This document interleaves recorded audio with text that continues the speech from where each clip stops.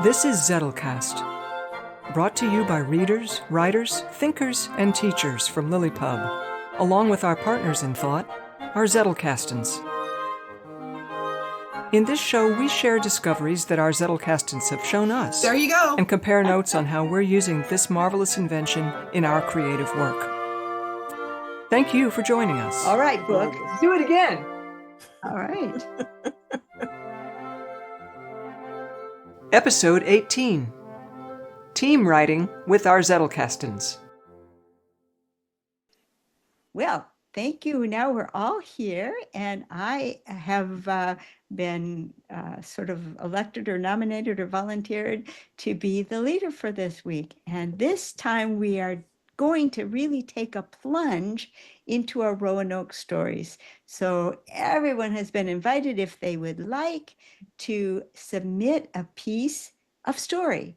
And what really freed me and gave me the courage to ask everyone to do this was actually one of our Lilypub members, Vanessa, because Vanessa does something which she calls the zero draft. Well, Victoria also refers to the zero draft, where she throws out parts of the story that may not even ever make it into the final story.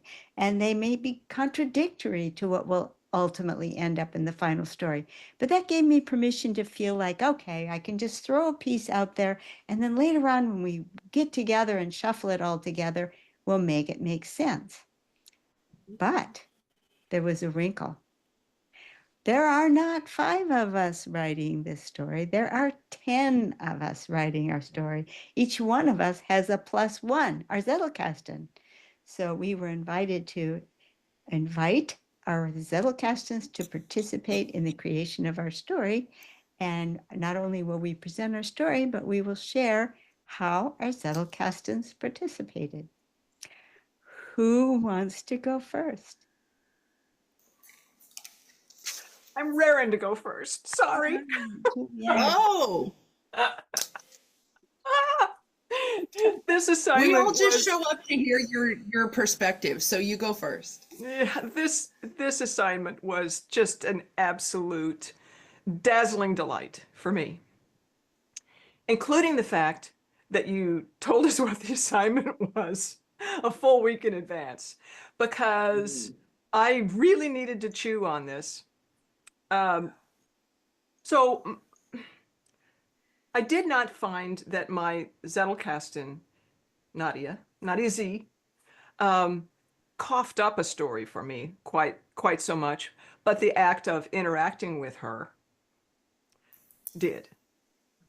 So what my idea that I carried from last week's episode really was this notion of more than one person collaborating with each other and with their Zettelkastens. And I wanted it to be Jenna and her father, who up until now in reading the things, nobody has met. So I created a scene for Jenna and her father. And I thought, well, it really makes sense that her father is going to help her figure out what she needs to know in order to do this effigy, this unnamed effigy. We don't know we haven't until now known what the effigy is. And, pardon to all of my co-authors and also anybody who's following along, I seem to be telling the story in reverse. I may have gotten to my first scene. I was going to say, there's actually a story writing method that writes from back to front, so you're spot on. Yeah, well, it's how it happened. I started in Act 2. I'm working my way back. Awesome. So on Friday night, serendipitously, I was having a kind of a deep conversation with my local composition teacher. I meet with her every other week. We were meeting Friday evening, early evening, and we were talking a lot about time. And so there were 2 things that came up later for that. And one of them was again a holdover from a previous episode where we were talking about where I ran everybody through memory techniques. And Kathleen said, but why? And so Friday night, I just was inspired to write this. And it's going to apply to Jenna's father. This is his point of view. Also kind of is mine.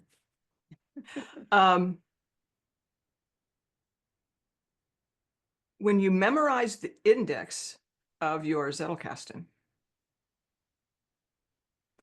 the taglines become part of your internal namespace. And so they become familiar to you, like the names of your dearest friends, most of whom you must admit spend more time in your life as thoughts and ideas than anything else.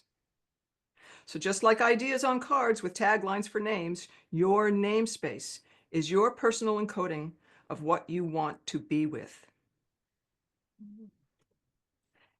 And this is something Jenna's father gets, and she doesn't get at all when we first see the two of them interacting. And why might that be?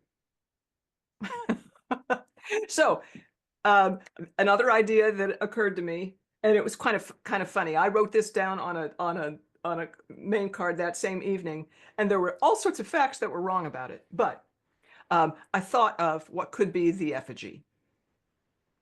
And so it's hinted at, and I hope it's a kind of a hiding in plain sight hint in my story. So maybe I'll just read the story. Yeah. Okay. And, apologies, I'm just in love with all of this now. So this little story is called The Effigy Makes No Sense. Seated in his study, deep in rehearsal, Malcolm Whitman opens his eyes and meets those of his daughter standing in front of him.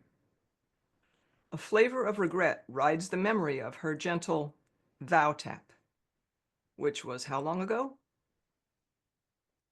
Ever-patient Jenna probably thought nothing of the wait. Not for the first time, Malcolm wonders how she manages that. Sensing her disquiet, he opens into their channel. Pop, I'm sure you know this. I'm working on this effigy thing, and I literally don't even know how to begin to understand what it means. And for some unfathomable reason, Eleanor's not helping. She just natters nonsense. Malcolm exhales. As crises go. Was that a question? I heard no question. Ah, Papa. Not the game she wants to play, apparently. Seriously, Jenna, I'm gratified that you're giving the effigy a try, and I would dearly love to help you. But what's this I'm supposed to know? Rising, rising, rising, ding! Our familiar flummox, they sing perfectly together, tension gone. Eleanor serves up the log automatically, but Jenna already knows. Yeah, one to you, Pop. Let me rephrase. She gathers herself and continues. There's so much I don't understand about the effigy. It's just 10 words. The meaning of each of them is easy enough, but together She locks eyes with Malcolm, still waiting for a question. I keep preambling. Thanks for bearing with me. A corner of Malcolm's vigilant heart warms at this sign of struggle. It might be auspicious. As she casts her eyes down and away, he hears her barely audible voice. Yo, enough of that. Choose one puzzle, doesn't matter which. A nod, and she's back with him and thou. Okay, Pop. Why 15? I mean, I guess I know what minutes are, but why in particular are there 15 of them?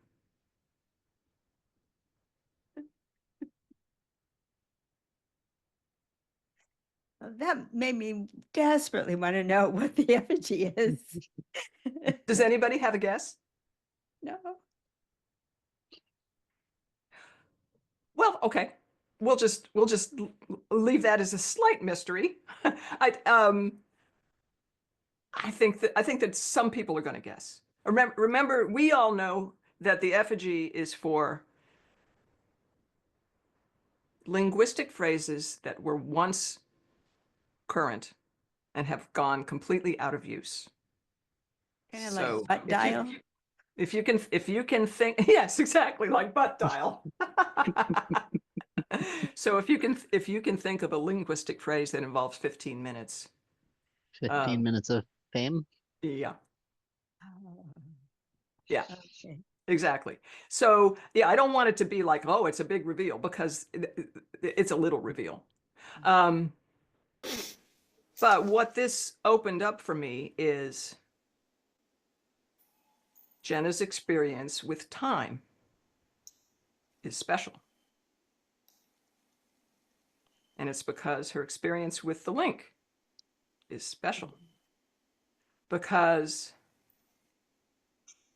if you had a link that did literally all your time management for you, what would your experience of time be?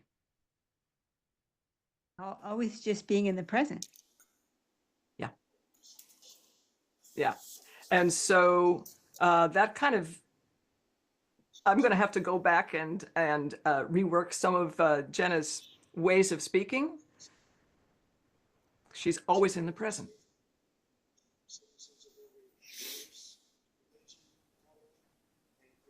So in working on this, where does the Zettelkasten come in? So they're going to figure out how to work together on this little research question. He's not going to give her answers. He's going to give her ways to get the answers, right? So I created this profile diagram, and I kind of lived out what I was saying at the beginning about memory. So I didn't refer to Deb's wonderful sheet, which I'm sure we're going to be talking about, but I instead referred to my own memory of the character traits. And I thought, how can I put those, a whole profile of where Jenna is at the beginning of this story, onto one card? And I referenced also Kathleen's truly lovely, gentle introduction to the character traits that she just did. There's a 10, I think it's a 10 episode playlist. Fabulous. We'll put that in the description, a link to that particular playlist. It's great. Even if you've got, well, not even if you've got her book, it's great. If you don't have her book, it's great.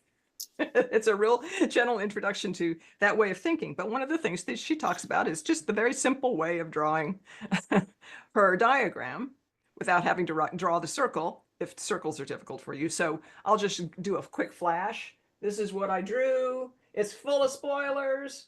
But yeah, so I've got all of the traits of Jenna at the beginning marked here. And one thing that I did, and this is, you just come up with a need for nomenclature at the time, right? So in my card, there are asterisks next to each thing that seems to be very stable, but is vulnerable. So those things might hop up into chaos. So can't wait to keep on going. This was just delightful. Wow. Okay, thank you so much. And yes, I did transfer it to Deb's character profile worksheet. I love this. It's now available in a 50-sheet pad, very heavy duty paper. Wonderful. You can get it at lilypub.org and then click on the little store button. We have one LilyPub member product now. Thank you, Deb. It is on sale at lilypub.org. Okay, commercial over. Who wants to be next with their story? I can go. Am I muted? No, I'm not. No. Okay, I can go. Go. So I'm going to do mine in reverse. I'm going to start with the cards because that's where I started. I went back through my stack, and I'm still wrapping my head around this world, and it's competing. As you know, I'm currently writing 2 books of my own, and so trying to shoehorn this world in there is really mentally hard. But Get that first one out. Okay, yeah, I know, right? But I'm like, no, I can do this. I can do this because all I need is to go through my cards. Trust the process, right?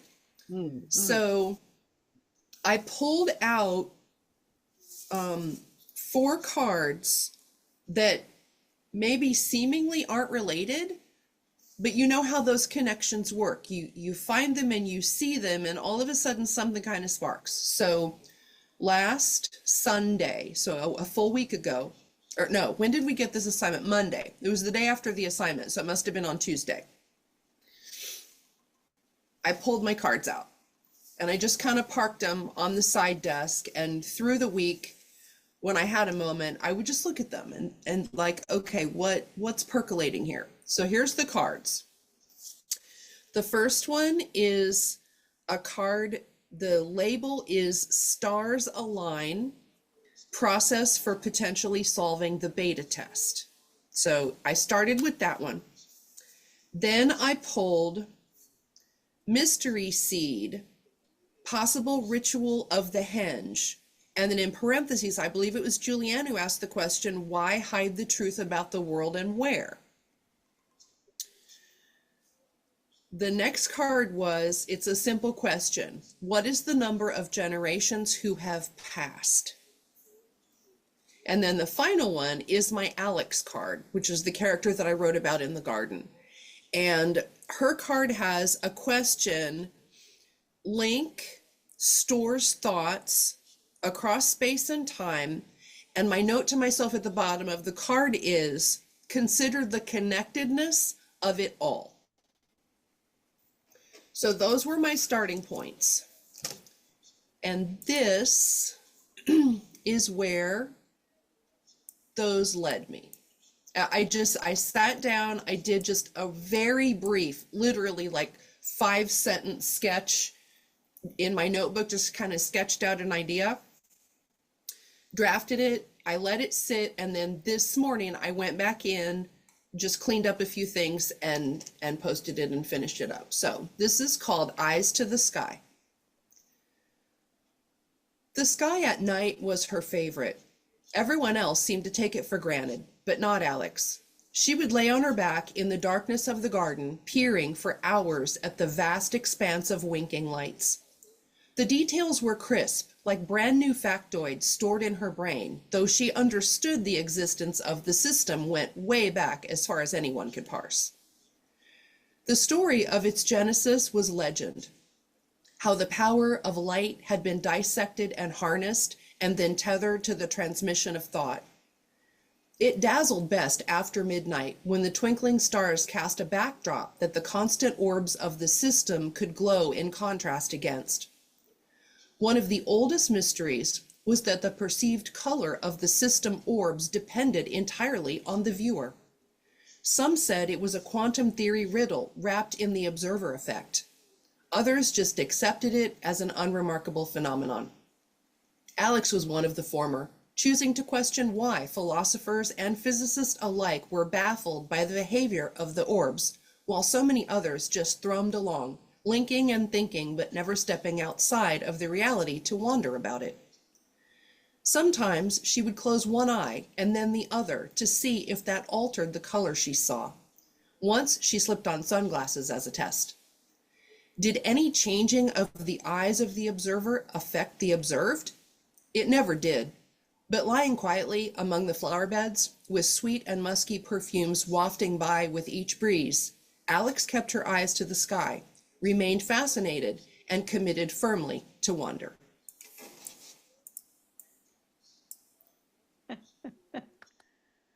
That was beautiful. Yeah. Thanks. Excellent. Excellent. I did skip a card though. After I drafted this the first time, I pulled, which I've already filed it back, I pulled my card on the observer effect and just checked the details for how it works. So there was that one. Okay. Very good. Who next? I'll go. Okay. So I have a few cards in my Zettelkasten that I made specifically for this story, but I thought it wouldn't be as interesting to work from those, although those were a backup plan if I didn't find anything else. I wanted to find something that was unrelated, but would still work. So I started looking through my index, and actually very quickly, I discovered or was reminded of some cards that I had written when I was sort of noodling about good chaos and bad chaos, which I think came up a couple episodes ago. And as a part of that, I was sort of sketching out an alchemical process to designing an organizational system. And for anybody who's not familiar with alchemy, the alchemical process is three parts. The first part is solve, which involves um, dissolving everything down into its constituent parts. Um, and then after that, there's purification, where in some way all of those individual elements are refined. And then the final step of alchemy is coagula, where you put things back together, put your purified pieces back together in a new way and make a new substance. So my card on when I was thinking of organization, when I wrote this, it was about like organizing your space or, things like that. But okay, so solve, gather all the pieces into one location so you can understand the scope. And purification, reduce the scope by eliminating duplicates and or unnecessary elements. And then coagula, design a system that organizes what's left. And I started thinking about how this could fit with our story. And we know that, or we have established that the founders have created this game world, but they didn't finish it, apparently, at least as far as people can tell. It's just sort of people got there and then they disappeared. The founders disappeared and they're just left to their own devices. Well, that sounds to me like gathering all the pieces into one location. Everybody who wanted to play this game are now all on this world and left to their own devices to sort themselves out into the ones who actually really want to play it enough to figure it out and the ones who are just going along with their life. So with that said, let's get to the story, which I was thinking about these concepts. They're not necessarily explicitly mentioned in the story, but that's what I was thinking about when I started writing it. And we're going with my character Javi again, who I've decided, or it would make sense for him to be one of the researchers working in the henge, because inside the henge, the link is not accessible, and because of his psychological and physical makeup, he really likes that. So he's one of the people working down in the basement, cataloging weird stuff. So here's the story. Javi hummed a wordless tune as he inched his way through the maze of dusty crates in the sub basement of the henge. Down here, away from the chatter of the link, he was alone with just his thoughts. Gradually, his shoulders relaxed and the calm of the storeroom soothed his overactive mind. The accession information, pulled off the link before he signed off, told him that the crates held the unexplainable artifacts from the estate of to be determined. I'll figure out the name later. Delivered to the henge for research and safekeeping, he quickly subtracted the date 57 years earlier. If any catalog had been made of the contents, he had been unable to find it in the link. Actually, it was sheer luck that Javi had stumbled upon the accession in the first place. Deep in the specialized file structure of the link that only the henge caretakers were allowed to access, There had been a strange empty space in the data structure. Links flowed around it, but there were no links to that storage node. This made it invisible to casual users, but it showed up as a memory discrepancy in the diagnostic logs. The other caretakers were uninterested in the anomaly, busy with their own pet projects, but Javi couldn't let it go. He ran test after test to narrow down the location of the unaccounted for memory usage. Finally, he found the unlinked node. All it contained were a name, date, and physical storage location. And now here he was, in a forgotten storeroom in the sub-sub basement, staring at a jumble of dusty crates. Javi pulled out a paper notepad and writing utensil, far from the eyes of his colleagues who didn't understand his fascination with defunct technologies. Even among the caretakers, Javi was considered a little strange. Now, he said out loud to the waiting crates, who wants to go first? They, Can Javi I has go your- work with him? Javi has could just your Move into a story. I just want to go work with him. your archaeology for all things valuable and old is showing up. Yeah, love it. Only old is heaven knows how far into the future. Oh, fantastic. Oh my gosh. Wow. Deb, do we have something from you? You say, oh, yeah, sort of, kind of. All right.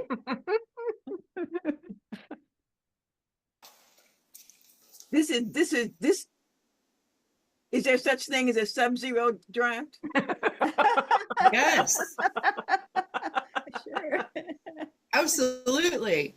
Well, We'll invent a word. yeah. It could just be the Sub-Zero draft. It's all the bits and parts and pieces. well, that's Individually frozen. Right. okay. Well, here's my sub-zero draft, and it comes from basically last week, or yes, when I was answering the question, and I came up with the 4 questions because of the activity that was presented to us, and based on that activity, I thought what, and came up with these 4 questions, and so these 4 story possibilities, and so the first one was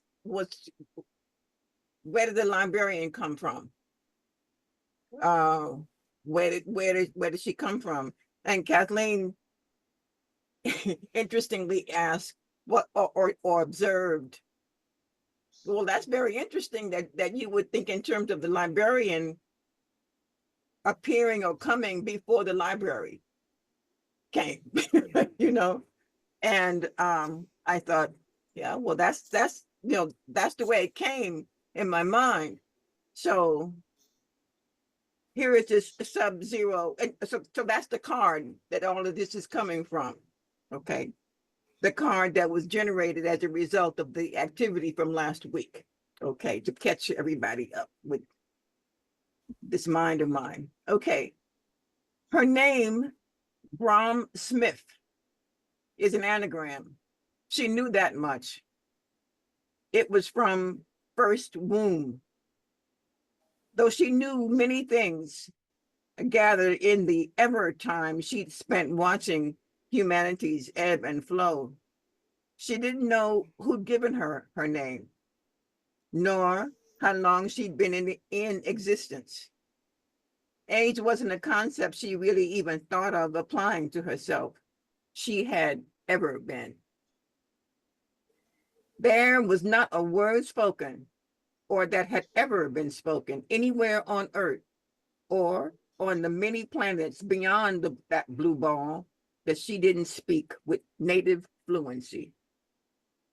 Nor was there a book, scroll, clay tablet, cave drawing, or knowledge of any sort that she, in her close, focused everywhere attention had not thoroughly absorbed. If it existed, it was by definition an intricate part of her. She lived this way effortlessly. She lived this way effortlessly, never having to reach for any of it until now. Now, something different was happening. She had no doubt that hers was an extraordinary life form. There were no others like her anywhere. She had checked. She was one of a kind. Had it always been this way? She didn't know, and dwelling on that thought for less than a hair's breadth in a windstorm was more than she was willing to do. She dismissed it as if it was, she dismissed it as not even fodder. When placed against a mammoth dwelling she'd recently become aware of, it was like a pebble to a mountain. In a manner reflecting both the intensity and the unstoppability of a sunrise, she began to realize the possible nature of this new feeling. Informed by millennia of observing life on Earth, she knew that somehow she had become pregnant and that this was a wholly different experience for her. Up to that point, she had only to think a thing and it came into existence. Thought and manifestation had always been but a twinkling apart, if that much. But this new thing she knew without a moment's doubt would be a process and therefore a totally different experience than anything she'd known before. A process, a step-by-step unfolding that was totally foreign to anything she'd seen, heard, or thought before, except for the concept of birth, as she'd seen it on Earth, and never as applicable to her esteemed self. What would this birth bring? There was a kind of solidification happening deep inside of her, no doubt about that. But wait, how had this come to be? What thought had crossed her mind to cause this? How had she not noticed it till now, when the change was already underway? This was disturbing and exciting at the same time. New was a rarity in her life. Not at all used to having undefined foreign thoughts. Whatever this was growing inside her, it felt spontaneous, but even spontaneity has a source. And then the next part is a spoiler. So I'm stopping there. Oh, Ooh. Oh, very interesting. gorgeous, Yeah. gorgeous. Oh, novel. Brilliant. Wow. Well, my offering is going to take us, in an absolutely opposite direction from Deb Hart's all-knowing, all-wise creature to one who is has a very small world and a very limited understanding. But she's just very, very there, very present to everything that's around her, but carries with it a rather limited understanding. So I started out, I had this idea in my mind of where I wanted to go with Teresita, my little character. And I had thought that, I could actually just sit down and write a little story, but this is supposed to be a co-writing assignment with Zeke, my Zettelkastens partner. So I thought about a style of quilt making that when a small group of people get together, they agree on a color scheme and they all go out and purchase some fabrics. And then each one of them starts by putting a central block in the middle of a field of backing with some batting and backing, and then one block in the middle. And then they have an order in which they mail it. So they mail their block to the next person and it comes back around. And now you have somebody else's block and you add a border around it. And when you've added your border, you mail it to the next person and you get the next one in. So that eventually when you get your block back, it's completed. But you didn't get to do anything except the center. So with that idea and my story in mind of where I thought I was going to go, I threw out my first sentence and then I let Zeke pick a keyword in the sentence and pull a card of his own choosing. And then Zeke used that card to create his next element, which he added to the story. Turns out he's a little more prolific than I am. He wrote more of the words in this story than I wrote. But so here goes the story. I start the story. The link that was supposed to join her to the others was the thing that most firmly underscored her separateness. Okay, Zeke keyed on the word other and pulled out a card that was a quote from Zettelkastens. To speak for the sake, this is the card, to speak for the sake of what must be said, to express a timely feeling or useful idea, and then to be silent is the secret of keeping possession of yourself while giving something to others. Well, that's a little over the head of Teresita, but here's how he interprets that into the story. She spoke into the link her timely feeling of joy and heard back 1,000 variants of how lovely to have you, Teresita. She spoke into the link a useful idea and heard back 100 variants of that's very nice, Teresita. She spoke into the link the movement of her heart, the thing that must be said, and heard back 12 variants of that's very sweet, Teresita, but the broadcast link goes to everyone and should only be used for something very important. After that, whatever she spoke into the link went unanswered. And that was the end of his turn. A little different than I expected. So I took a turn, rode with it, and said, in a strange way, that gave Teresita freedom. It was so very hard composing thoughts for sharing. Now she could just think them all as they came. And so every turn of her mind went out the broadcast channel. So Zeke pulled another card.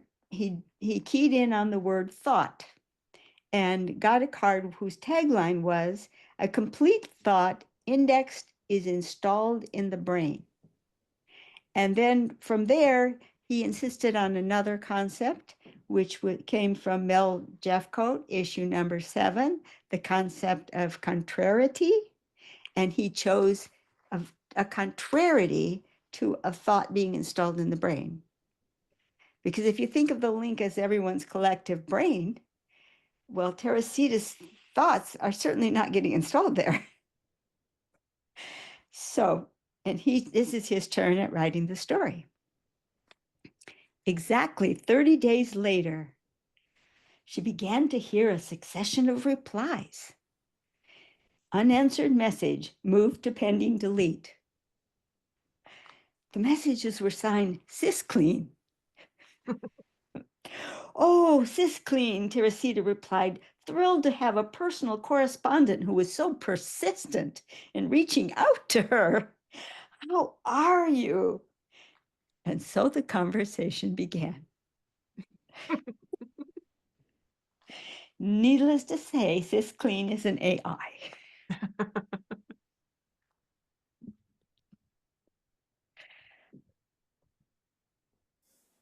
Very nice. Yeah. So that is our contribution. This is what we've come up with for story. They will all be posted. You can get a place to sign up for it on lilypub.org. We have a section called the Roanoke Project, and you can do one of two things. You can join us, come join lilypub.org, and you can find the space called the Roanoke Project where you can put your comments in and ask questions and suggest story elements and participate actively. Or if you're kind of a little more step back-ish, that's fine too.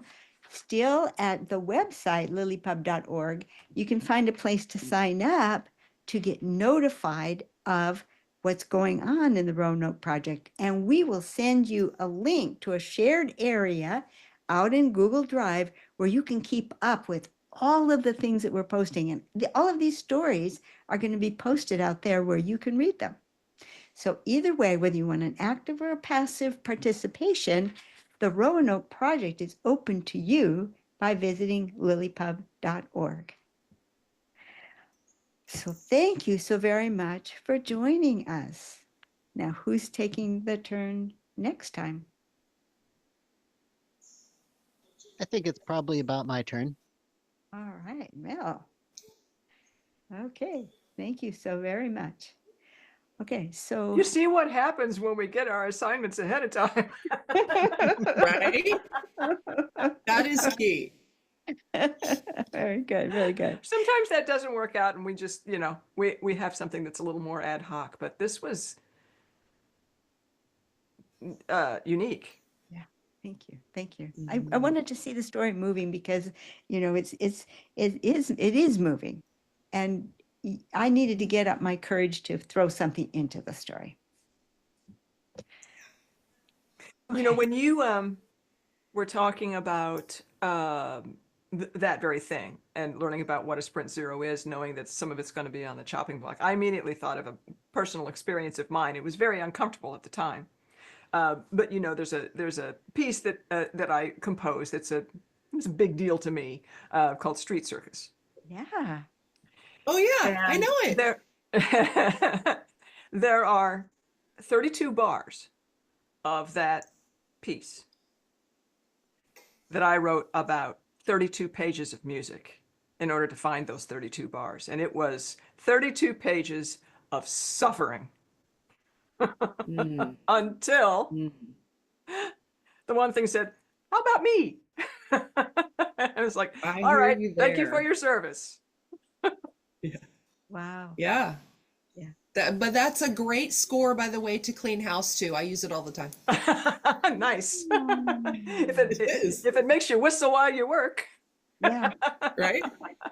Well, It's got great house cleaning energy.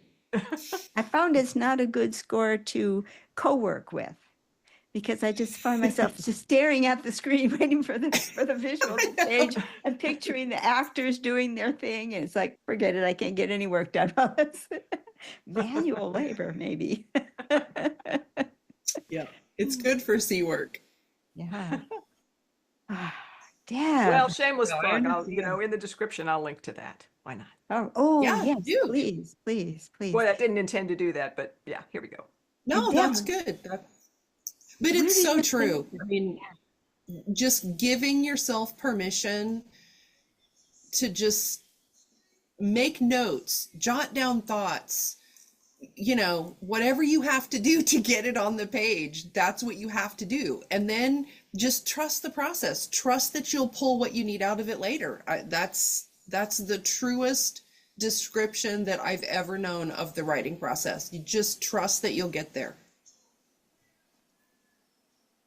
So, Deb, where does your character reside? Do you know? You Do you speak know where your character resides?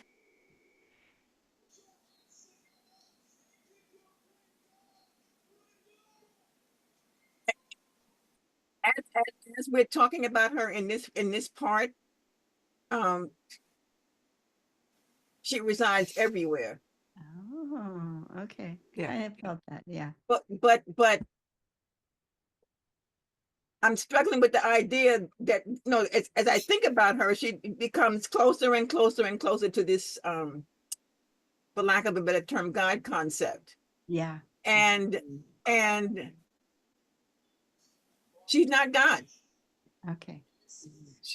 She's not. She's who she is, but she's not. I mean, this God concept that we humans have come up with to make ourselves feel better and feel safer and not be so worried about what's going to happen tomorrow. because, God will find a way. God will make a way. She is not God, but she is everywhere. Okay. She's everywhere and until she's not, you know.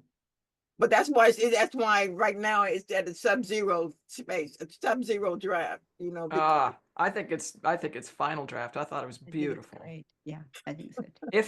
If by some happenstance it doesn't make it into the final product, it's here forever.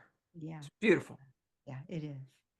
Okay, I need to sign off now because I have a 10 o'clock Zoom and I need to, take a brief break. So, but we will come back again after that hour. We'll rejoin for our Roanoke group. Yeah. All right, and we'll use the same link. Awesome. Okay. Bye-bye. Thank you.